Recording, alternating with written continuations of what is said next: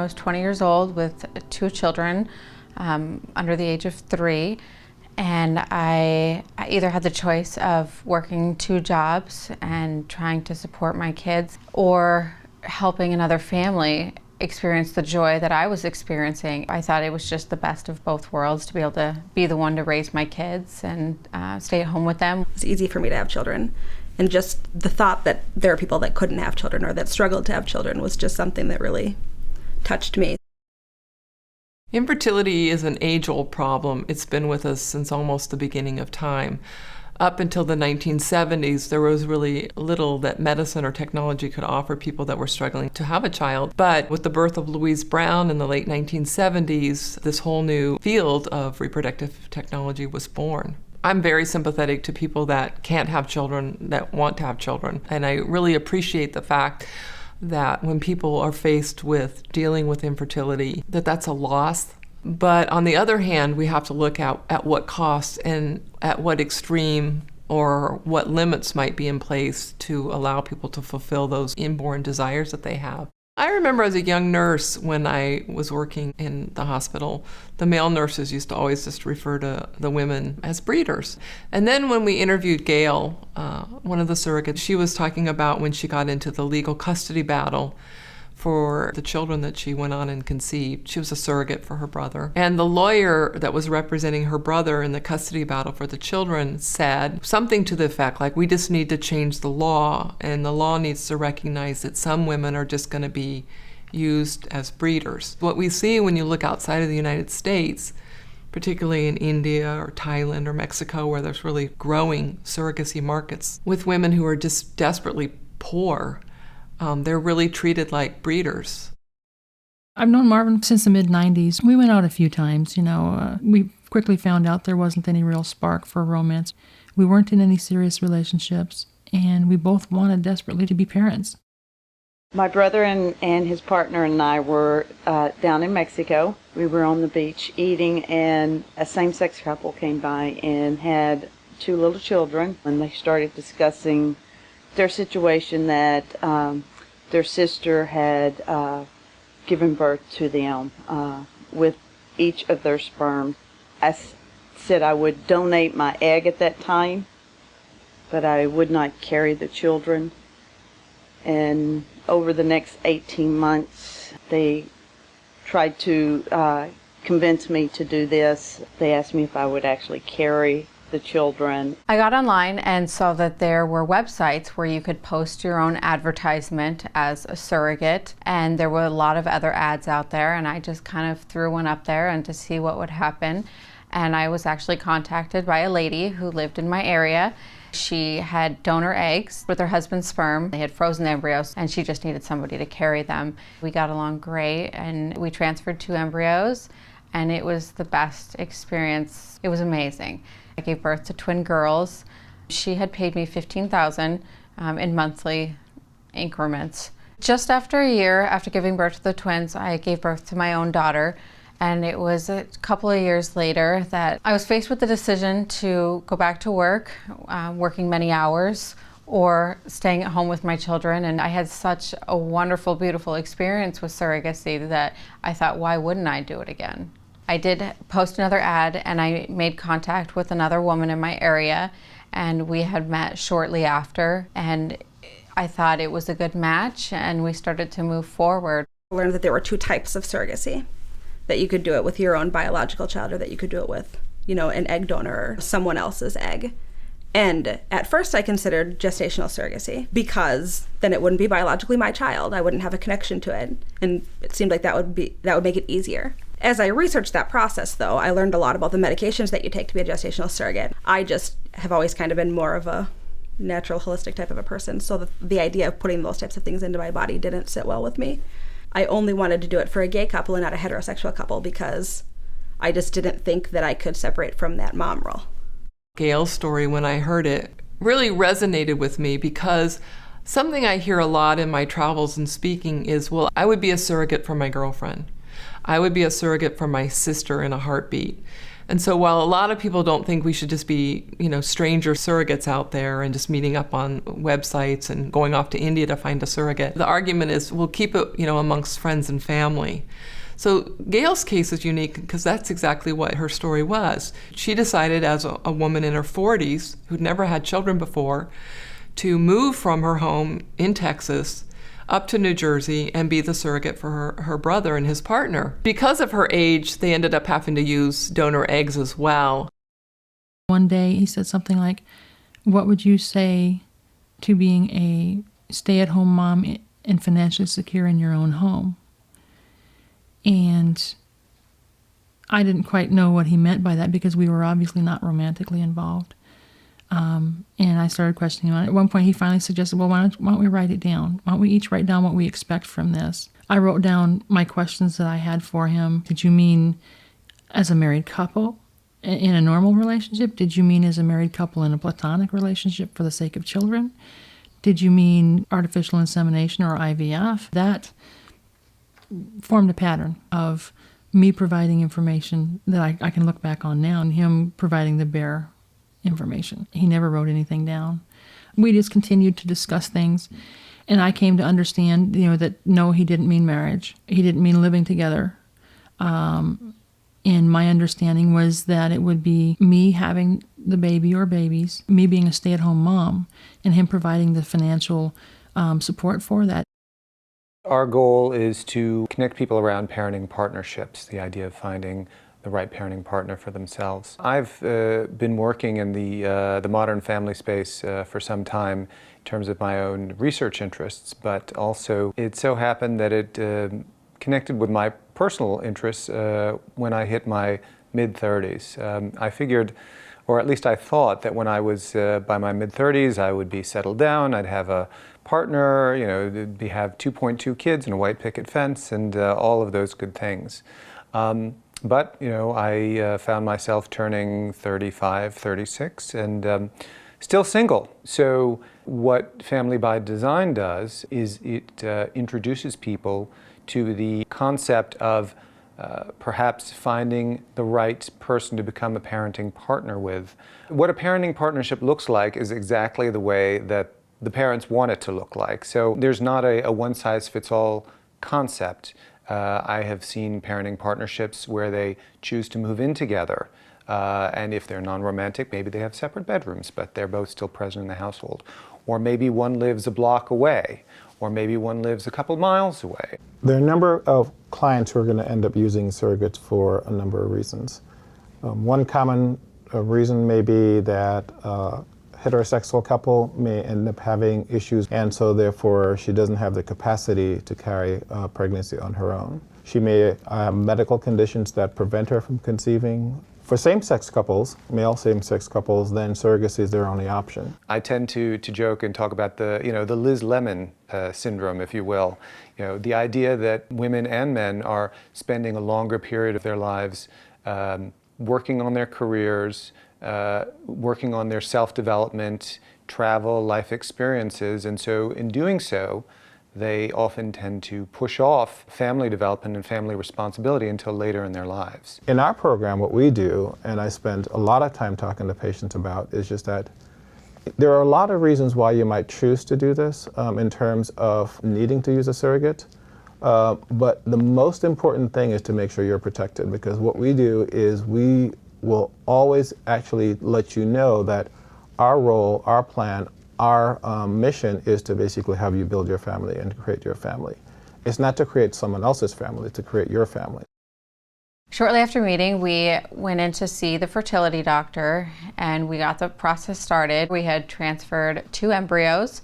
I got pregnant with a singleton. The pregnancy was great. During an ultrasound, there was shown that there was no nasal bone, that she had echogenic bowel, that there were a lot of very significant signs of Down syndrome. At that point, Mom had gotten up and left me in the doctor's office, and she had walked out, and I was crushed. For that pregnancy, they had compensated me $20,000. As now an experienced surrogate, surrogates are able to ask a little more. They were wonderful about it. When she was born, they gave me the rest of what she owed because she was born early. It wasn't something I asked for. It was discussed several times that they would pay me $22,000 to do this, and I had told them that I didn't want any money. The baby doesn't care anything about the money. That's not what hurts the baby. The baby is hurt by the separation, by the loss of that mother that it knows. All the money being exchanged is just terrible because you're making children into commodities. You could almost say it's a form of slavery or something, buying and selling them. I'm a product of a traditional surrogacy. The parents I grew up with couldn't conceive together. My dad was my biological dad, but the mom I grew up with was my adopted mom. I found when I was 26, my birth mom. As much as I do believe that surrogacy can come from a compassionate place, as a product of surrogacy, it's hard not to be aware that there is a price tag. There is an awareness that, in essence, you were bought by the family that you grew up with. You are a product at the end of the day. In the United States, a large percentage of women who decide to become surrogates are military wives. The military wife fits the profile. Surrogates are usually required to have already had children because they can prove and demonstrate that they can successfully carry a child to term. Military wives often marry young and they have their children, and they're of low income. The ads show and talk about how they're doing this wonderful thing, helping somebody have a child. Their husbands are out of the country overseas, and it's a great way for them to make $20,000 or $30,000 staying at home, being a good mom to their little children, and it's much needed money. For this film, we actually reached out to a military wife who'd done many surrogate pregnancies, and she had agreed to come. We'd booked her airfare, we had her hotel all lined up. So she contacted me and said that she wasn't able to come and would not be able to be in the film because she had spoken with her husband about it, and she talked with several of the families that she'd been a surrogate for, and they didn't want her to be in a film. Tanya had a similar experience. During her surrogate pregnancy, she was very active on a lot of the blogs and the chat rooms where surrogates will talk about their pregnancies and how things are going and, get advice. And she started expressing concerns about whether or not the decision she'd made was a good one. She got a lot of pushback to the point where eventually her comments were removed and blocked, and she was taken down off of the chat room, so and wasn't even able to engage. So if anybody raises any kind of a question that things aren't all right, it gets a lot of pushback from the industry and the people that seek to make a lot of money off of surrogacy. When money and contracts get involved in the creation of a child, what often happens when things go wrong is that the law has to step in. Obviously, buying and selling children in the literal sense, there was a ring in California where women were becoming pregnant before any families had been identified to place those babies, and they were being sold. That seems like a clear case of selling babies. If you listen to proponents of surrogacy, they point to states like Illinois, where you can circumvent the entire adoption framework, which has all kinds of quality assurance and safeguards built into it. Concerns that are meant to get at the problem of selling babies. There have been serious concerns raised about the disparate impact on poor people because rich people can afford, in many instances, to circumvent the adoption framework and find a surrogate, execute the agreement, get the baby without all kinds of process in place to try to protect the best interests of the child. California courts have said there's no relationship between adoption and gestational surrogacy. The gestational carrier really is a kind of vessel. There are real worries when money is involved. We were left with 3 healthy embryos, and we ended up transferring all 3 of them. And I did get pregnant with 1. Everything was great up until about 8 or 9 weeks, and we lost the baby. With this pregnancy, like the last, they were paying me a certain amount each month, but once we lost the baby, the payment just stopped. So at this point, being that we were out of embryos, I said, I will continue to move forward with you if that's what you decide. Mom did decide to go ahead and do another egg retrieval and create more embryos. So we transferred 2, and we knew they were boys. Everything was great, and we went to the doctor at about 8 or 9 weeks, and there was only 1 heartbeat. We had lost one of the boys.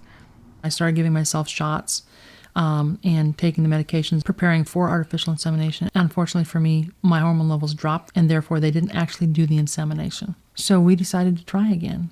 The doctor said, well, because of your age now, we really would recommend that you use donor eggs. We're at the clinic, we went through the donor book. We chose a donor that doesn't look anything like me, but we like what she had to say in her profile. The first IVF cycle was on November 1st, 2011. It was unsuccessful.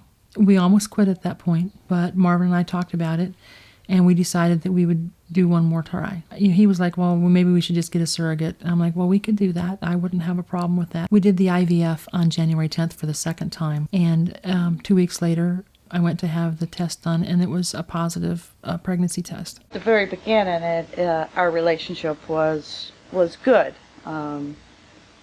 We expected a happy ending. Once I became pregnant, the relationship between my brother and I became very tense. About a month after the pregnancy, it completely fell apart. My brother was consistently telling me that I was fat, that I was lazy. At one point, he made me go mow a yard at 4 months pregnant with twins. He wanted me to paint the house, and it blew up. As I was leaving, getting in the car, he asked, what about the babies? And I said that we were going to be lucky if, because of the stress that was going on. And he turned around to me and said, well, I'll get some other stupid female to have my children.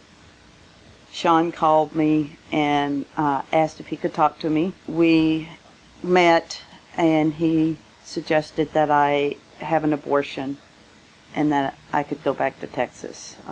He actually said that this was not going how they had planned it, and that they would get another surrogate to have their children. We went in for another ultrasound, and the ultrasound tech got very quiet and wasn't really saying much, wasn't answering any questions, and she just said, I'm going to go get the doctor, I'll be right back. And at that point we knew something was wrong. So the doctor had come in, and she took over and started scanning. And she pretty much looked at us and said, I don't really know how to explain this to you in terms that you're going to understand right now, but there's something wrong with his brain. And at that point, Mom got up and walked out and left me there. Again, I was devastated, not only for me, but for her, for the baby. I was so mad at her for walking out and leaving me there to deal with feelings that I shouldn't have been dealing with. It wasn't my baby. We did find out that he was diagnosed with a unilateral open lip schizencephaly on the left side of his brain. We went and met with the neurologist. The neurologist, put up pictures of the scan and pretty much said, it doesn't look good. I mean, he's missing a pretty large portion of his brain. Every case is different. He may be just fine and you won't know until he's older. Of course, Mom was very emotional when we were leaving the appointment, and I hugged her and I told her, it's your decision what you want to do, whether or not we're going to continue the pregnancy. Looking back, I regret that.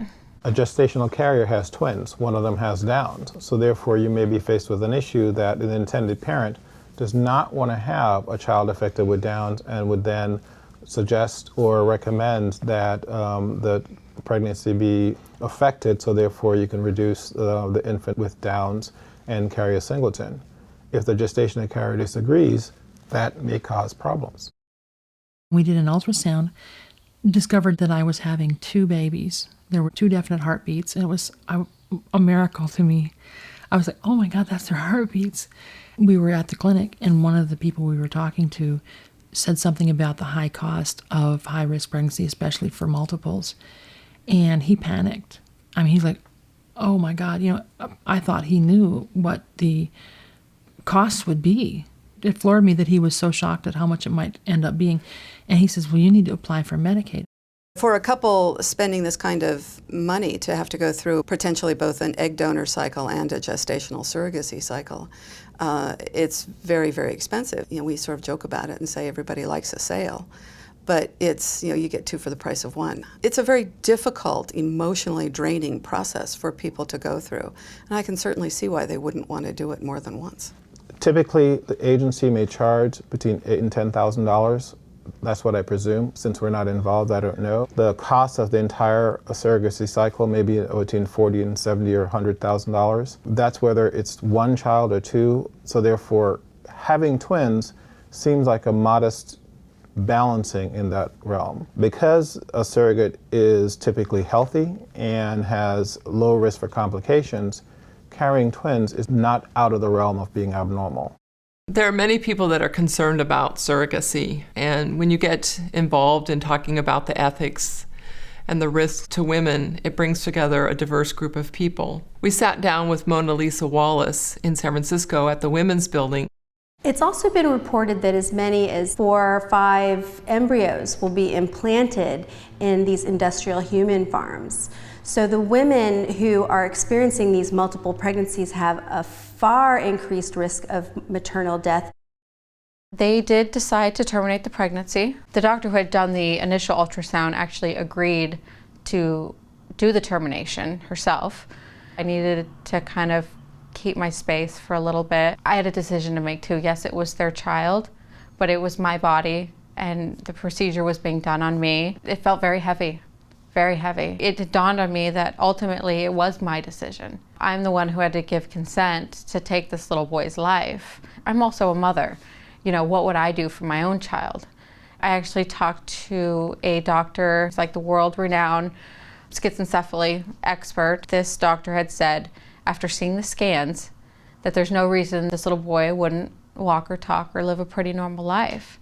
And at that point I said, that's it. I don't decide who lives and dies. I can't do it. I can't live with myself knowing that I took this little boy's life from him. They had been trying to contact me. I was just taking a step back and I told her I couldn't do it. I couldn't live with myself. I couldn't do it. And Dad was on the phone and Dad told me that I was going to suffer spiritual consequences for not obeying their decision. And I thought, how cruel. You know, I have to live with my own spiritual consequences too. And for me, the good Lord decides who lives and dies, not me. And I was okay with my decision and knowing that if God wanted this little boy, God would have taken him, that it wasn't my right to take it. I was at 21 weeks, so we literally had just a couple of weeks to make a decision because the state law at 22 weeks, you are no longer able to perform an abortion. And I think part of me was just kind of waiting for that window to close before I started speaking with them again. I did get an attorney at that point, as they had gotten an attorney as well. We never started out with the contract. Contracts kind of always came in at the end. The pregnancy continued on. They made it very clear they didn't want this baby. And so I didn't know what was going to happen. You know, I couldn't take this baby home. A woman had stepped up and said, we want him. I have another little boy with the same condition and we want him. I wanted to be able to go back to them and say, yes, this is a decision I made to keep the pregnancy, but if you don't want him, here's somebody who does. The lawyer started making contact and then they said, you know, we want him. He's our son, we're gonna take him. I was consistently tired. I gained weight immediately, and within probably about 3 months, I really couldn't wear shoes. At the end of the pregnancy, I gained about 20 pounds. It was either in a week period or a 2-week period. I woke up in the middle of the night and I couldn't breathe. I couldn't see. I couldn't see in color. I could see things around, but I couldn't read, or I couldn't see my, the numbers on my phone to call. I went downstairs and out on the porch and I just started screaming for help because I couldn't call. So the people downstairs called the ambulance for me. When they got there, I was conscious. I did speak to them. I asked for oxygen. They did give me oxygen. I remember saying that it's not on, and I kept turning the button. We walked out to the ambulance, and as I was getting up on the steps, the last thing I remember saying, I said, I can't believe you're making me walk. And I don't remember anything else. I lost consciousness, and I don't remember anything till the next evening when I woke up. The babies were born 2 weeks premature.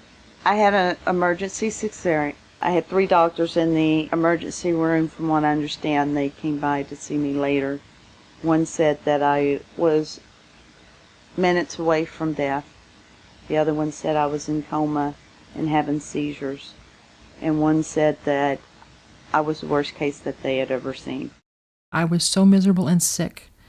And Marvin had insisted that I meet with his attorney to sign a document just in case something should happen to me during childbirth.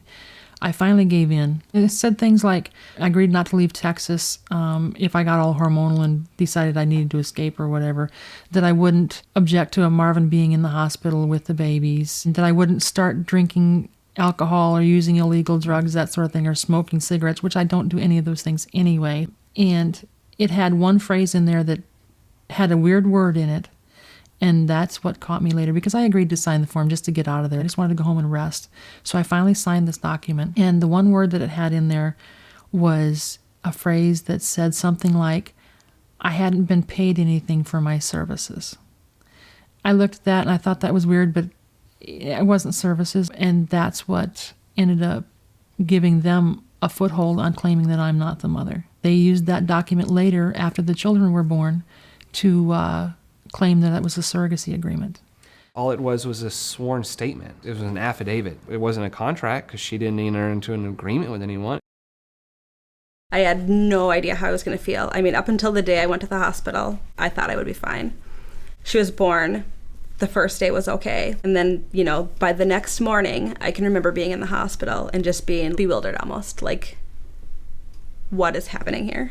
I mean, what is happening here?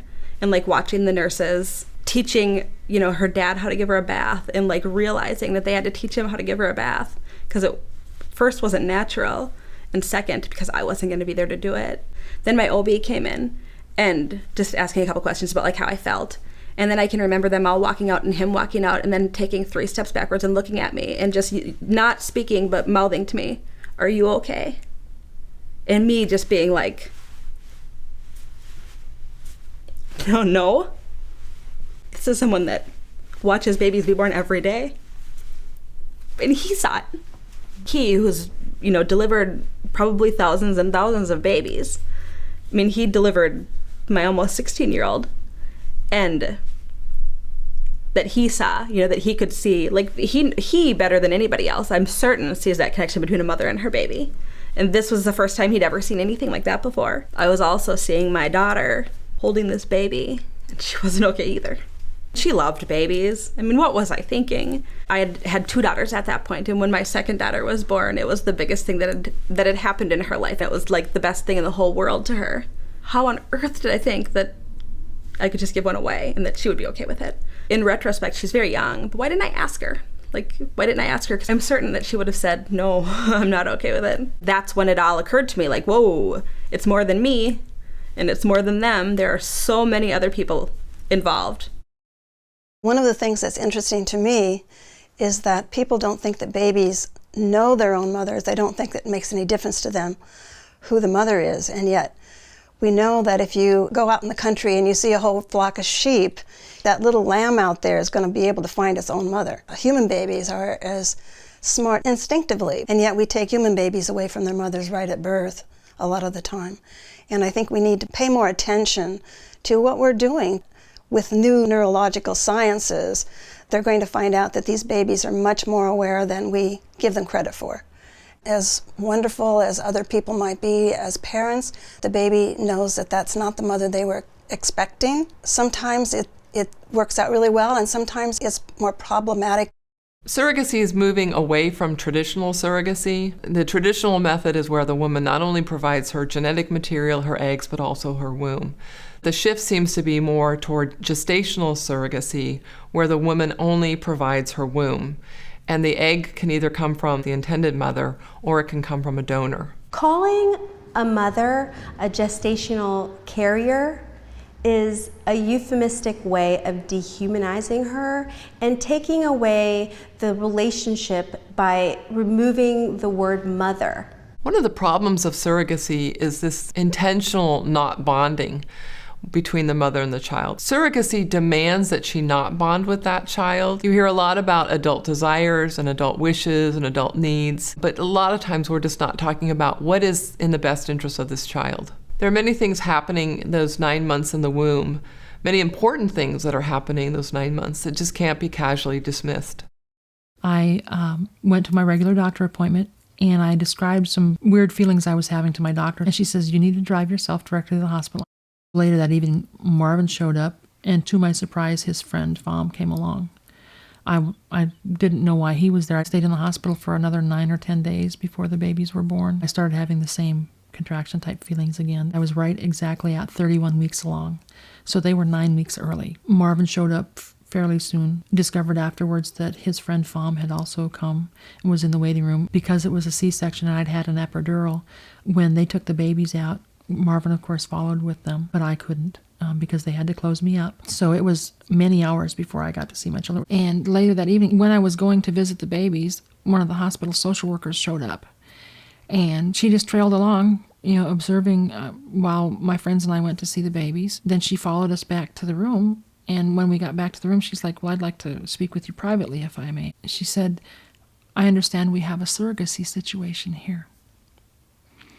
And I looked at her and I said, what? I'm not a surrogate. What are you talking about? She said, Mr. McMurray and his partner called the hospital to speak with me and asked me to meet with them because you were just a surrogate for their children, for them. And I'm like, you're wrong. That's not right. I'm not a surrogate. I'm their mother. I haven't signed any surrogacy documents. I haven't, I'm the mother. Things just escalated from there. Their argument, as I understand it, is that a unmarried woman has to adjudicate her parentage just like an unmarried man. It's kind of novel. They argue it's an equal protection violation underneath the Constitution that a woman gets the unilateral ability to become a parent simply by giving birth. A man doesn't get to do that. There's a bias in the law, and it's an equal protection violation. Okay, well, when you look through all the ways to adjudicate paternity, an unmarried woman using donor eggs is not the mother. Just like the father would not be the father if he's not genetically related. Simply by giving birth, under the Texas Family Code, the mother-child relationship is established by a woman giving birth. It doesn't say maybe or can be or will be. It is established. They were her children. In this case, the judge issued the temporary restraining order that was drafted by the father's attorney. It was just typical in family law cases. I have visitation 3 times a week. They're appealing the decision that Cindy is the mom.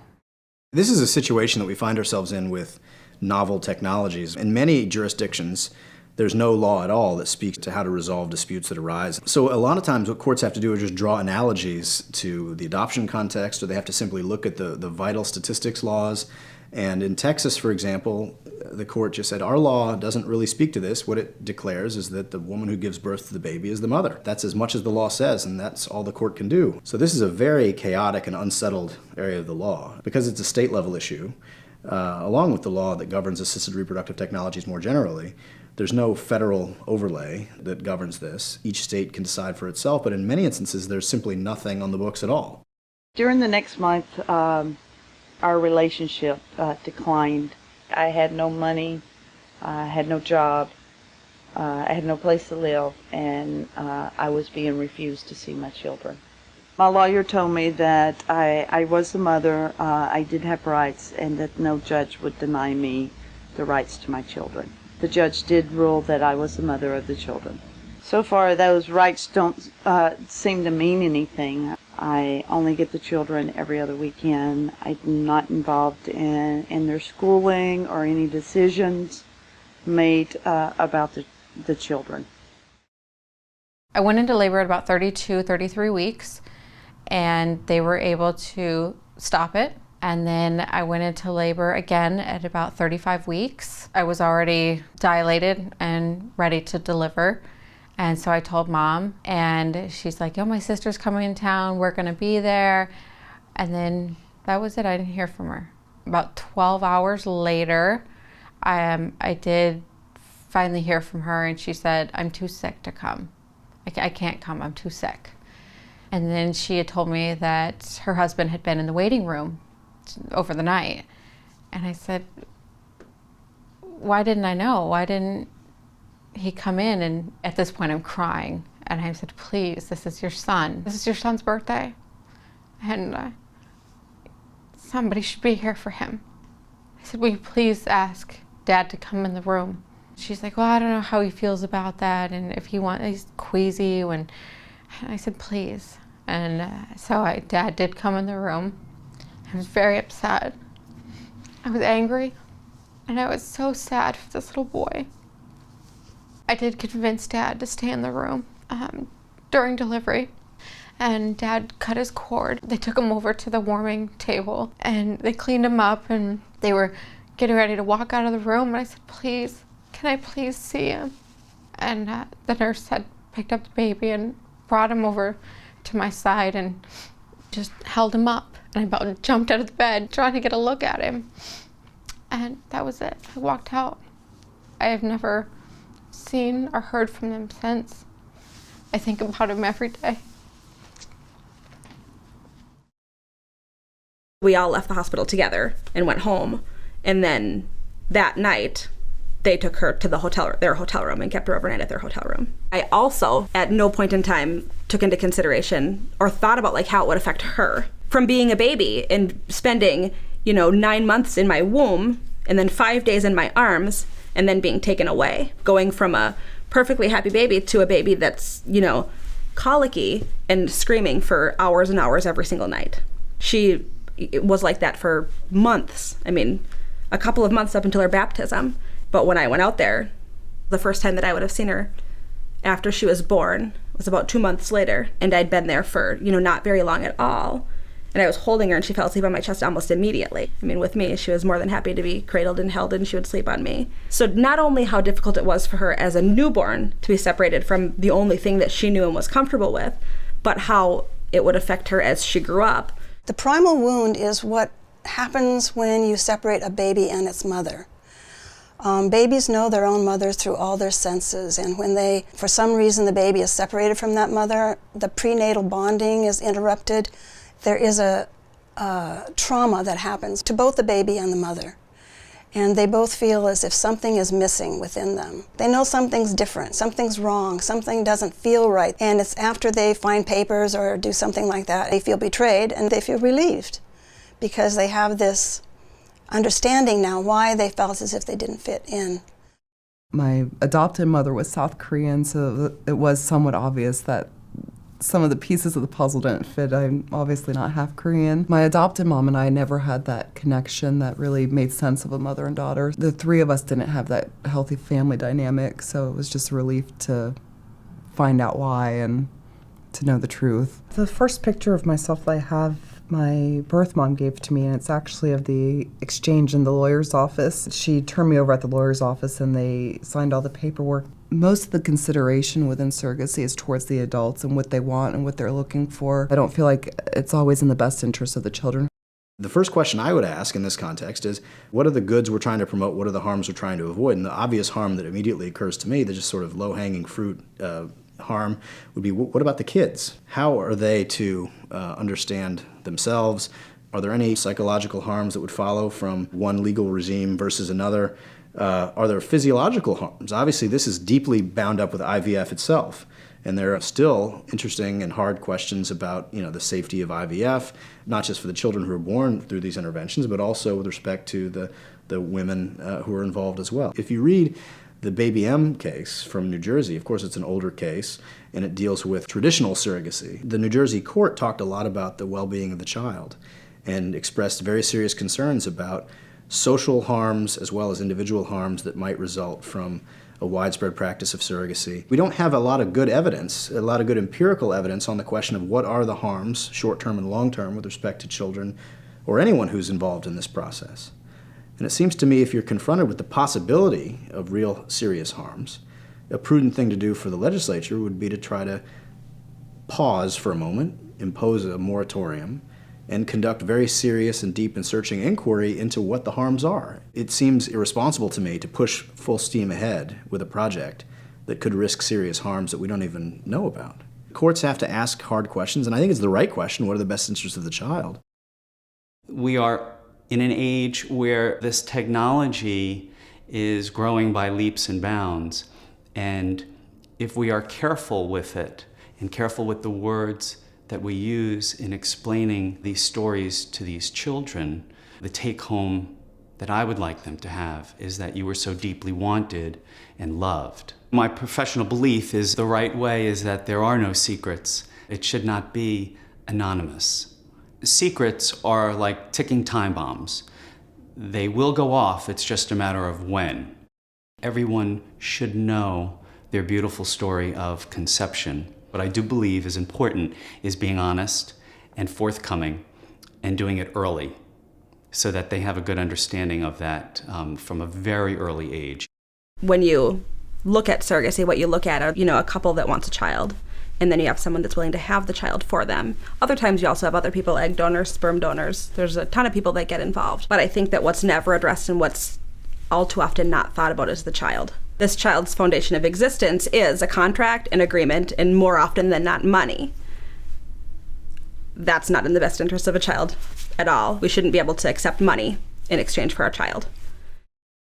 I'm a longtime women's rights advocate and feminist leader. I have been particularly interested in issues related to the commodification of women and their bodies. There's also a spectrum of positions in the feminist community on the whole issue of women's choice, women's right to do whatever they choose with their bodies. And of course, the natural parallels here are prostitution and pornography, with some women's rights advocates saying that if a woman chooses to sell her body sexually through prostitution or through pornography, she should be free to make her own choice and do with herself, her life, and her body as she chooses. Given the fertility industry's huge profit-generating capacity and their need for constant inputs, be that women providing their eggs or women providing their bodies, and it's not just their uterus, that they're providing, because in the course of a pregnancy, a woman's entire body, every system, every organ is involved in the development of that fetus. So it is not just her uterus that she's renting, it's her entire body, as well as the entire 9-month period of her life. It has to do with the commodification of human organs. So to pay a woman money to rent her uterus, to rent her ovaries, to risk surgery and death is the equivalent of donating a kidney. Obviously, we feel sympathetic to people who are infertile, but we should also feel sympathetic to poor women who are not making robust free choices to do this. There has been a great deal of commentary that seems to suggest the most typical person who chooses to be a surrogate are people who are in poverty or living in diminished socioeconomic circumstances and who need money. And this is even more true if you talk about the overseas context and you're talking about poor women in India who are being conscripted. And these are women who in many instances are illiterate, and they sign the authorization forms with a thumbprint.